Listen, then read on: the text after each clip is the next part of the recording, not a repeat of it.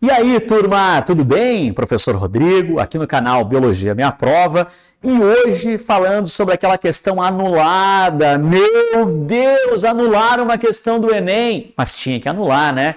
Não tem o que fazer. Essa questão não tem o que fazer. O certo foi fazer isso mesmo. Foi um erro, pessoal. Não há alternativa correta. É uma pena, porque a questão é linda, é muito legal. Ela é baseada em um texto científico, bem redigido, perfeito. Mas na hora de fazer a questão, infelizmente deu ruim. Então, assista aqui comigo essa questão e veja por que essa questão foi anulada. Vamos lá? Leia comigo a questão agora. Presta atenção. Vamos lá. Outra coisa, não esquecendo que estamos falando da prova azul, né, 2020, prova azul, questão 135, beleza? Então, agora sim, vamos lá ler a questão comigo. Os diferentes tipos de café que consumimos nem sempre vêm da mesma espécie de plantas. As duas espécies de café mais utilizadas são a Coffea canephora e a Coffea arábica. A primeira é diploide, 2N igual a 22 cromossomos. E a segunda é tetraploide, 2N igual a 44 cromossomos. Acredita-se que a espécie tetraploide surgiu do cruzamento natural entre Coffea canephora e Coffea eugenioides, ambas diploides, há milhões de anos atrás. De fato, as análises genéticas atuais no cromossomo da Coffea arábica detectam os alelos de ambas as origens. A alteração cromossômica que poderia explicar o surgimento do café da espécie Coffea arábica é: qual é a alteração cromossômica? Beleza? Então, vem aqui no quadro comigo agora. Presta atenção. Veja só, nós temos aqui no quadro uma ilustração. Eu tenho Coffea canephora com 2N igual a 22 cromossomos, diploide, e eu tenho a Coffea arábica, a tetraploide, 2N igual a 44 cromossomos.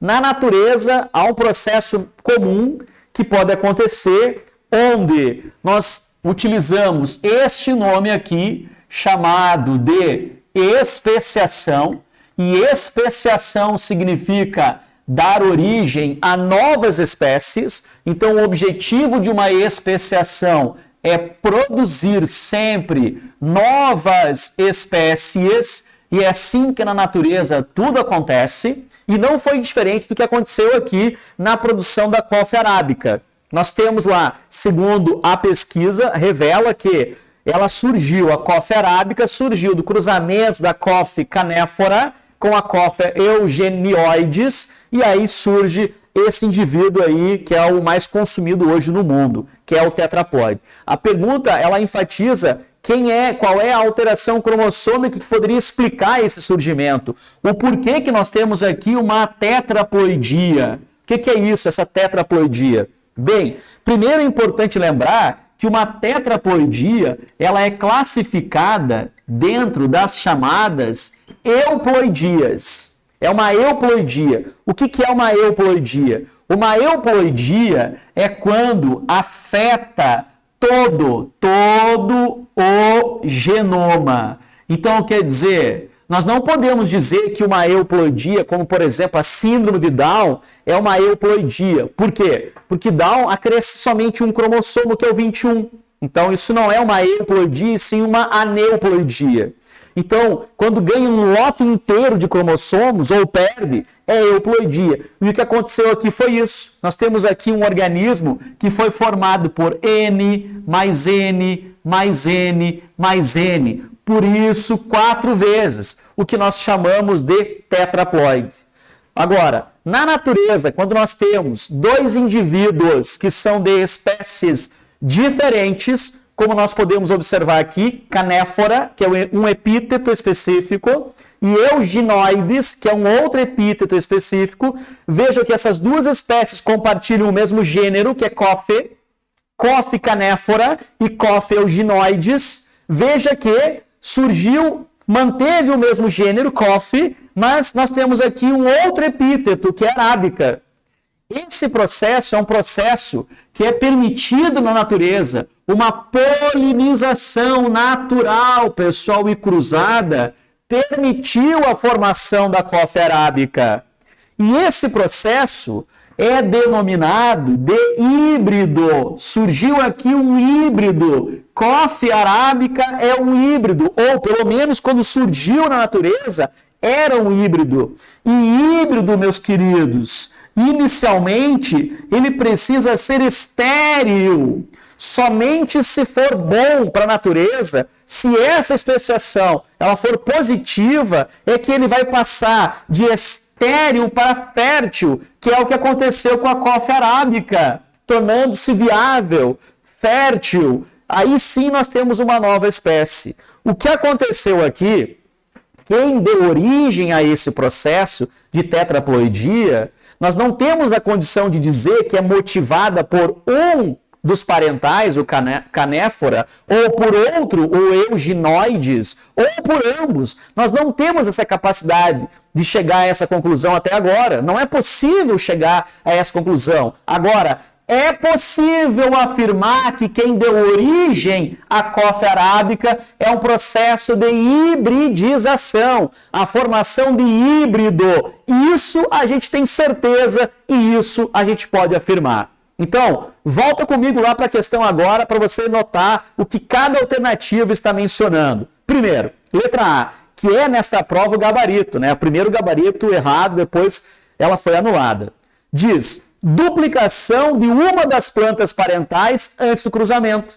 Duplicação de uma das plantas parentais antes do cruzamento. Então, não dá para afirmar que é a duplicação da canéfora ou da euginoides. Não dá, nós não temos essa convicção, nem que é por duplicação, nem por outro motivo qualquer. A alteração cromossômica provavelmente foi originada por um processo de hibridização. É o híbrido que foi formado, pessoal. Agora, por isso que nós temos aqui um número maior de cromossomos. Se houve posteriormente uma duplicação dos cromossomos da Coffea arábica, que deu causa a esse número de cromossomos, a pesquisa, pelo menos da parte científica, não prova nada até agora, ok? Tem alguns indícios, mas não podemos afirmar que o processo é de duplicação aqui que deu origem a essa tetraploidia. Na letra B, inversão durante a meiose gamética em ambas as plantas parentais. Pessoal, quando eu falo em inversão, a inversão é bem simples. Eu tenho um gene ABC, eu vou pegar e vou inverter ACB.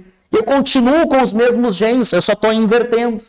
Isso não altera o número de cromossomos, isso somente altera a posição dos genes. Então não tem nada a ver com o número de cromossomos isso aí. A letra B, já riscaram também a letra B.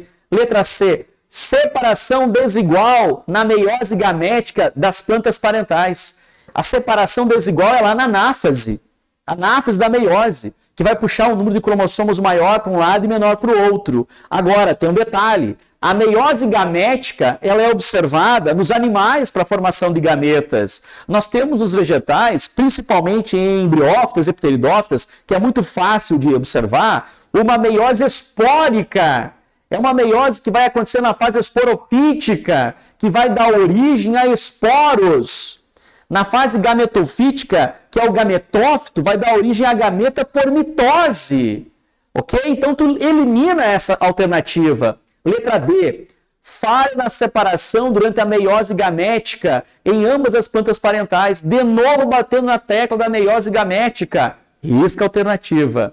E a letra E. Deleção durante as primeiras mitoses zigóticas na planta descendente da Coffea arábica. Deleção. Em uma das plantas, na planta descendente, melhor, da arábica. Deleção é isso aqui, ó, A, B, C. Eu venho aqui e tiro o C. Vai ficar com A e B, fica uma lacuna. Isso não tem nada a ver com um processo denominado euploidia. Tanto a deleção quanto a inversão, nós classificamos como aneuploidias. Nesse caso aqui, estruturais. Tem nada a ver com o processo de aumento ou diminuição do número de cromossomos. Pessoal, espero que vocês tenham entendido essa breve correção da questão anulada da prova do Enem. Valeu, até mais, tchau, tchau.